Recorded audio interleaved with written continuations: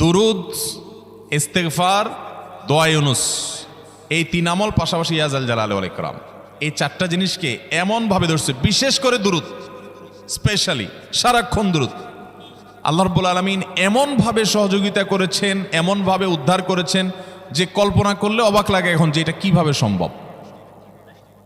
ভাইরা আমার, এক সাহাবী নবী করিম সাল্লাল্লাহু আলাইহি ওয়াসাল্লামের কাছে এসে বলছি, ইয়া রাসূলুল্লাহ, আমি যে দোয়া করি এই দোয়ার মধ্যে আমি নিজের জন্য করব, আমার ছেলে মেয়ের জন্য করব, অনেক কিছু করব, এটা সেটা, রিজিক চাইবো, সুস্থতা চাইবো, অনেক কিছুই তো আল্লাহর কাছে চাইবো। আপনি তো আল্লাহর রাসূল, আপনার জন্য দোয়া করলে আমাদেরই লাভ, একবার দোয়া করলে আল্লাহ 10 বার রহমত নাজিল করবেন, তো আপনার জন্য আমার দোয়ার ভিতরে কত পার্সেন্ট রাখবো? সাহাবী বারবার বিভিন্ন পার্সেন্টেজ বলছিলেন যে 3 ভাগের 1 ভাগ আপনার জন্য রাখি ইয়া রাসূলুল্লাহ, অর্ধেক রাখি, আরো বেশি করে রাখি। তিনি যত বলছেন নবী করিম সাল্লাল্লাহু আলাইহি ওয়াসাল্লাম আরো বাড়ানোর জন্য তাকে উৎসাহ দিচ্ছিলেন। এক পর্যায়ে যখন তিনি বললেন, ইয়া রাসূলুল্লাহ,